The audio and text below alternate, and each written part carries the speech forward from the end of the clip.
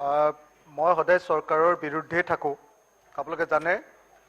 কিন্তু আজিৰ দিনটোৰ আজিৰ সিদ্ধান্তটো যিটো যে বড'ফা উপেন্দ্ৰ নাথ ব্ৰহ্মক ছাত্ৰ দিৱস ৰূপে আয়োজন কৰিবৰ কাৰণে যি সিদ্ধান্ত, সেই সিদ্ধান্তৰ কাৰণে প্ৰথমবাৰৰ কাৰণে অন্তৰ খুলি চৰকাৰক ধন্যবাদ জ্ঞাপন কৰিছোঁ।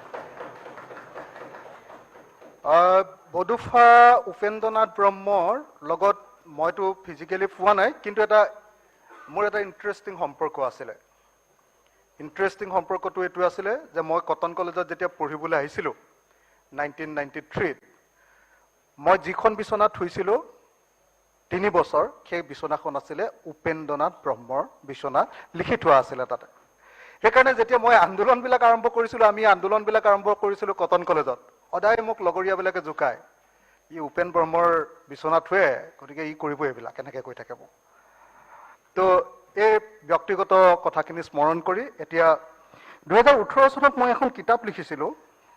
কিতাপখনৰ নাম অসমীয়া জাতীয়তাবাদ, স্বাধিকাৰ প্ৰতিষ্ঠাৰ সংগ্ৰাম। তাতে মই দেখুৱাব খুজিছিলোঁ যে অসমীয়া জাতীয়তাবাদ আৰু আমাৰ জনজাতিসকলৰ জাতীয়তাবাদ এটা পেৰেলেলি জন্ম হৈছিলে, পেৰেলেলি। কিন্তু তাৰ পাছতো আমি সদায় অসমীয়া মানুহবিলাকে বৰ্ণবাদী দৃষ্টিকোণেৰে ট্ৰাইবেল মানুহবিলাকক বড়ো ভাই ভনী, মিচিং ভাই ভনী, ডিমাচা ভাই ভনী, এনেকৈ সদায় ভনী ভনী ভনী ভনী বা ভাই ভাই ভাই ভাই আমি ক'ব চেষ্টা কৰোঁ। সেইকাৰণে মই সদায় এটা কথা কওঁ যে বড়ো ককাই বুলি কিয় আমি নকওঁ? আমি কিয় তেওঁলোকৰ ভাই নহওঁ? এই যিটো আমাৰ উচ্চাত্মিকা পথ, এই যে পুৰণি জনজাতি ভূমিপুত্ৰ, এই ভূমিপুত্ৰসকলক সন্মান নকৰা আৰু তেওঁলোকক আমাতকৈ অলপ কম বুলি ভবা, এই যে মানসিকতা, এই মানসিকতাটোৰ প্ৰকাশটো আপোনালোকে চাব। মই এই কিতাপখনত মানে আপচুৰ মানে উপেন্দ্ৰ নাথ ব্ৰহ্মৰ দিনৰ 2খন মেমৰেণ্ডাম, ইয়াত মেমৰেণ্ডাম মই অসমীয়ালৈ অনুবাদ কৰি দিছিলোঁ।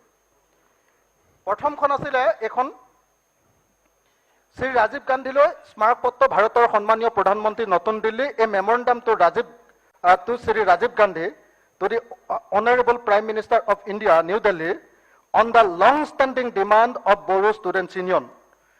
ইয়াৰ একেবাৰে গোটেই হেৰিটোৰ সৈতে মই এই গোটেই মেমৰেণ্ডামখন অসমীয়ালৈ অনুবাদ কৰি 2018 চনত প্ৰকাশ কৰি বড়োসকলৰ এই অধিকাৰটো কিয় আমি সমৰ্থন কৰা উচিত এই কথাটো কৈছিলোঁ। তাৰ পাছত বহু অসমীয়া মানুহে বেয়া পোৱা আৰু এটা বস্তু মই অনুবাদ কৰি দিছিলোঁ, ডিভাইড আছাম 50-50, ডিভাইড আছাম 50-50। এই যিখন মেমৰেণ্ডাম 53টা প্ৰশ্ন আৰু উত্তৰ, এইখনো মই অসমীয়ালৈ অনুবাদ কৰিছিলোঁ 2018 চনত। আৰু 18 চনত অনুবাদ কৰি কৈছিলোঁ যে কিয়নো আচলতে আমি জনজাতিসকলৰ দাবীবিলাক মানি ল'ব লাগে। মই এই মেমৰেণ্ডামখনৰ পৰা এটা মাত্ৰ পেৰেগ্ৰাফ গাই দিব খুজিছোঁ যে কিয়নো আচলতে বড়োসকলে আমাৰ বিৰুদ্ধে বিদ্ৰোহ কৰিছিলে, অসমীয়া জাতিৰ বিৰুদ্ধে বিদ্ৰোহ কৰিছিলে। আমি যেনেকৈ দিল্লীৰ বিৰুদ্ধে বিদ্ৰোহ কৰোঁ, তেওঁলোকে আমাৰ দিছপুৰৰ বিৰুদ্ধে বিদ্ৰোহ কৰিছিলে। তাত কি কৈছিলে? অসমীয়া মানুহৰ মনোভাৱ জনজাতি বিৰোধী, এণ্টি ট্ৰাইবেল। অসমীয়া মানুহে জনজাতীয় এলেকাত অসমীয়া উপনিৱেশবাদ, আছামিজ কলনিয়েলিজিম গঢ়ি তুলিছে আৰু জনজাতীয় লোকক দমন কৰি আহিছে। অসমীয়া মানুহে অসমীয়া সম্প্ৰসাৰণবাদ, এক্সপানশ্যনিজিম আৰু অসমীয়া উগ্ৰ জাতীয়তাবাদ, চৌভেনিজিমৰ নীতি গ্ৰহণ কৰি আহিছে। অসমীয়া মানুহে অসমীয়া মানুহে অসমখন অসমীয়াৰ বাবেই বুলি ভাবে, জনজাতি লোকৰ নহয়। অসম চৰকাৰ অসমীয়াৰহে চৰকাৰ, অসমৰ মানুহৰ চৰকাৰ নহয়। অসমীয়া মানুহে অন্য মানুহক জিন নিয়াব, এছিমিলেশ্যন কৰিব খোজে। মই এই বাক্যটো এইকাৰণে পাঠ কৰি দিছোঁ যে আমি সকলোৱে শুদ্ধিকৰণৰ এই সময়, আমি সকলোৱে জনজাতিসকলক, ভূমিপুত্ৰসকলক সন্মান কৰা উচিত। আৰু শেষত মই মাত্ৰ এটা কথা কৈ সামৰণি মাৰিম যে যিখন BTR চুক্তি হৈছে, মই আশা কৰোঁ যে এতিয়া আটায়ে যিহেতু আমি এটা সমিলমিললৈ আহিব খুজিছোঁ, গতিকে BTR চুক্তিৰ মূল কথাকেইটা সোনকালে পূৰণ হ'ব লাগে। তাৰ মূল 3-4টামান মই কথা কৈ শেষ কৰিম। এটা হ'ল BTAD আন্দোলনৰ লগত বা বড়োলেণ্ড আন্দোলনৰ লগত জড়িত যিসকল মানে আছে, যিসকল বন্দী হৈ আছে, সেই বন্দীসকলৰ মুকলিৰ যিটো প্ৰশ্ন, সেই প্ৰশ্নটো আমি খুব সহানুভূতিৰে বিবেচনা কৰিব লাগে। এইটো কথা চুক্তিখনত লিখা আছে আৰু মই আশা কৰোঁ যে চৰকাৰে এইটো সহানুভূতিৰে বিবেচনা কৰিব। দ্বিতীয় বস্তু, মোৰ 2-3টা পইণ্ট আছে, কৈ দিওঁ। দ্বিতীয় বস্তুটো হ'ল যে BTADৰ উন্নয়নৰ কাৰণে ইয়াত ইণ্ডাষ্ট্ৰী, এমপ্লয়মেণ্ট আৰু ইক' টুৰিজিমৰ ডেভেলপমেণ্টৰ কাৰণে 1500 কোটি টকা দিয়াৰ কথা আছিলে। এইটো সোনকালে দি BTADক সঁচাকৈ BTRক সঁচাকৈ উন্নয়নৰ দিশত আগবঢ়াই লৈ যাব লাগে।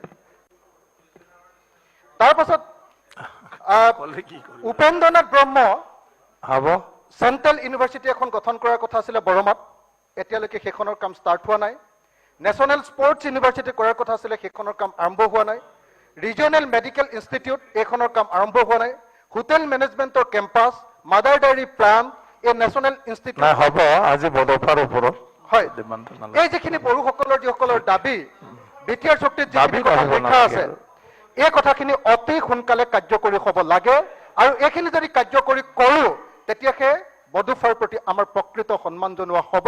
আৰু তেতিয়াহে বড়োসকলে ক'ব যে নহয়, আমাক 50-50 নালাগে, আমি অসমীয়া জাতিৰ অবিচ্ছেদ্য অংগ আৰু আমি একেলগতে অসমীয়া জাতিৰ লগত জীৱনে মৰণে থাকিম। এই আশা কৰি মই বড'ফাৰ প্ৰতি ধন্যবাদ। আমি সমাপ্ত কৰিছোঁ। ধন্যবাদ। জয় অসম, ইনকলাব চব পাৰ্টীয়ে ক'লে, সকলো পাৰ্টীয়ে ক'লে। তেতিয়া